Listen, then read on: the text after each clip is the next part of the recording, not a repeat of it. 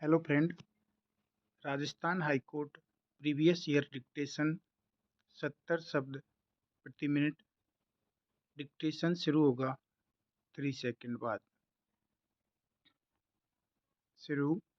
सांपत्तिक अधिकार के रूप में कब्जे की संकल्पना विधि शास्त्र में महत्वपूर्ण स्थान रखती है। प्राचीन काल में भी विधि शास्त्रियों ने कब्जे को विधिक अधिकार के रूप में मान्यता दी थी। किसी वस्तु पर भौतिक नियंत्रण को कब्जा कहा जाता था। यह सर्वविदित है कि भौतिक वस्तुओं के उपयोग तथा उपभोग के बिना मानव जीवन असंभव है। जीवित रहने के लिए मानव को भोजन, कपड़ा और मकान चाहिए तथा व्यस्त रहने के लिए उसे कुछ काम चाहिए। जब तक अन्य वस्त्र या साधन मनुष्य के आधिपत्य में नहीं हैं, उसे जीवन यापन करना दूभर हो जाएगा। सामदंड ने कहा है कि मानव जीवन के लिए भौतिक वस्तुओं पर आधिपत्य होना परम आवश्यक है। यह मनुष्यों और वस्तुओं के आधारभूत संबंधों को व्यक्त करता है। कब्जे की संकल्पना से विधि के अंतर्गत स्वामित्व, हक तथा संपत्ति आदि से संबंधित अधिकारों को ठीक तरह से समझने से पर्याप्त सहायता मिलती है। विधि शास्त्रियों का मत है कि कब्जे में स्वामित्व निर्माण की शक्ति निहित रहती है।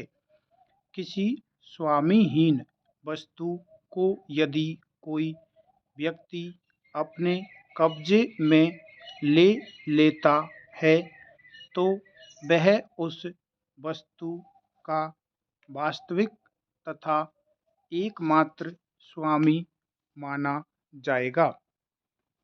केवल इतना ही नहीं, यदि कोई व्यक्ति किसी वस्तु या संपत्ति पर अपने अधिकार, स्वामित्व के हक को किसी अन्य आधार पर सिद्ध नहीं कर पाता, तो उस वस्तु पर केवल दीर्घकाल से कब्जा साबित कर दिया जाने पर वह उस वस्तु या संपत्ति का स्वामी माना जाएगा।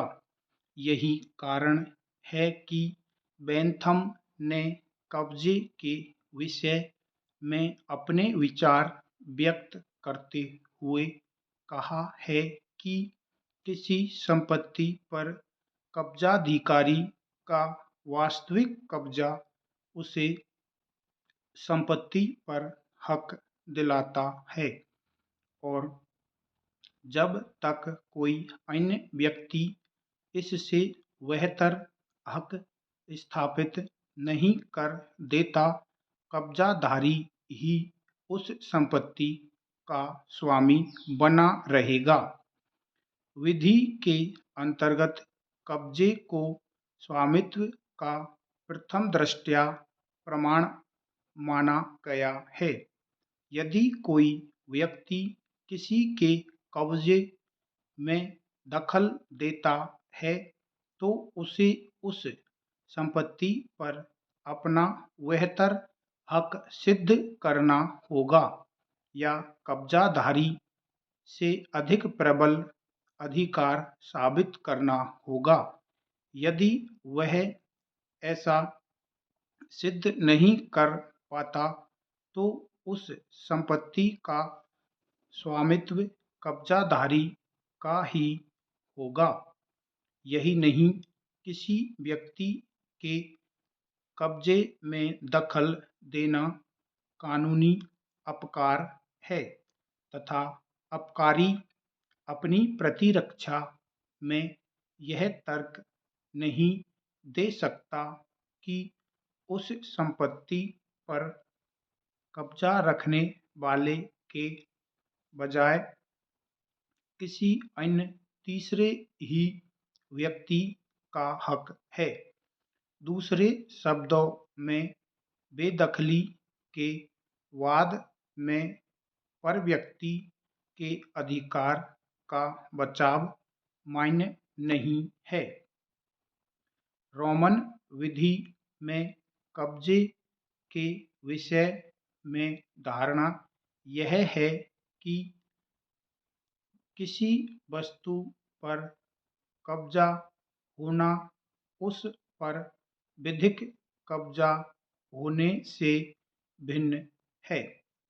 समाप्त। दोस्तों, डिक्टेशन का अनुवाद जरूर करना, जिससे आपको पता चल सके कैसी डिक्टेशन बोली जाती है हाई कोर्ट में। Thank you.